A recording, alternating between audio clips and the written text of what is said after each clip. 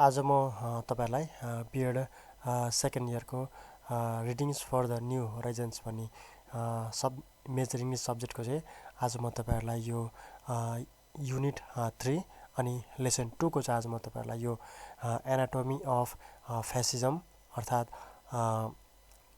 तानाशाहीको चाहिँ नालीबेली भन्ने चाहिँ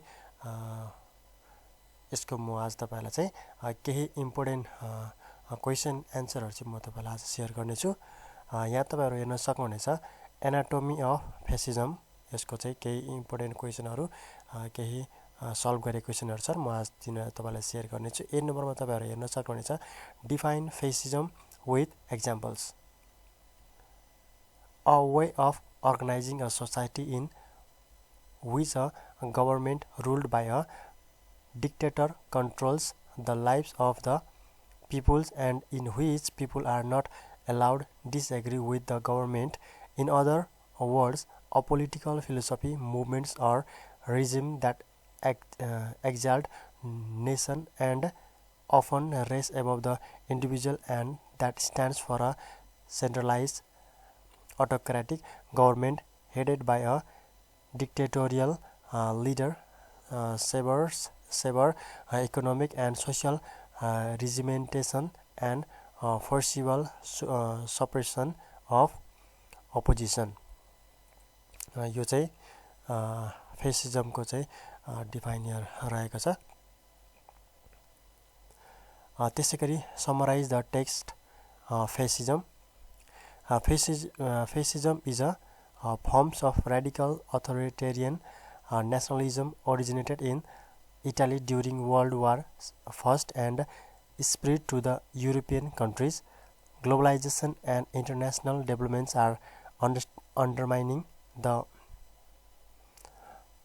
power and identity of nation states. Regarding the politics, power and identity, one of the most forceful and ultimately movements for national revival is the German National Socialist movement led by Hitler 1889-1945, which began just after World War I. Hitler expressed his hatred of Jews and communists. According to Hitler, Germany's supremacy could only be achieved if the race united behind the leadership of strongest individual. With this spirit, both Marxism and democracy was rejected. In the late 1920s and early 30s, Hitler saw the Germany as a corrupted country where he found a huge gap between the riches of the aristocracy and the poverty of those who were working. Declared that Germany was Hitler and Hitler was Germany. For Hitler, elimination of political opposition was not just a matter of political practicality, it was also the main source of pleasure. In fact, if the entire nation Germany had not been prepared to sacrifice all our political values for the sake of national supremacy and military victory, Hitler alone could have achieved nothing. Likewise, education was taken as a primarily means of acquiring knowledge. Physical and moral education was made the top priority. The educational system had to ensure that the German youths acquired the confidence that they were superior, strong and educated to others in the world. यो चाहिँ तपाईहरु हेर्न सक्नुहुन्छ यो चाहिँ यो फ्यासिजमको चाहिँ anatomy of फ्यासिजम भन्ने चाहिँ को चाहिँ टेक्स्टको चाहिँ यो चाहिँ समरी रहेको छ। तपाईहरु यसरी चाहिँ यसको आन्सर तपाईहरु यसरी लेख्न सक्नुहुनेछ। त्यसैगरी सी नम्बरमा रहेको छ what are the two movements that motivated Hitler to come to the power. The movement seeking to reduce the gap between the riches of aristocracy and the poverty of the citizens in common, and the Mexican movement calling all the workers of the world to join forces against exploitation are the two key movements that motivated Hitler to come to the power. त्यसैगरी question number D, what were the specific provisions made by Hitler to promote the health of citizens? Hitler made it imperative for all youth to receive army training. Gymnastics and sports would be instrumental to raise public health.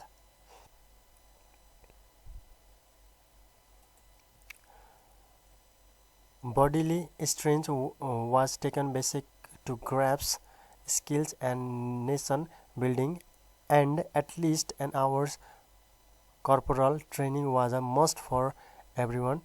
Even the girls who were supposed to be healthy mothers were obligated for such trainings. त्यसैगरी in number how was the situation of the public media during the Nazi period?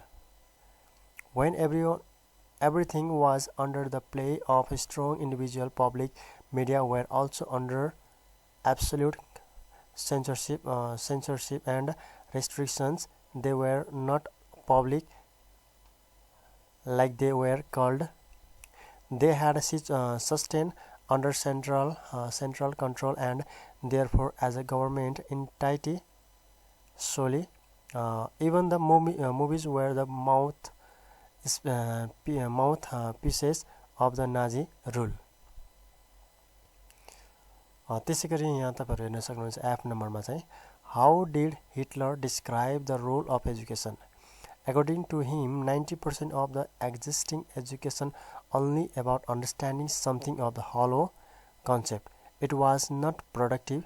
He wanted education to go side by side with knowledge and behavior.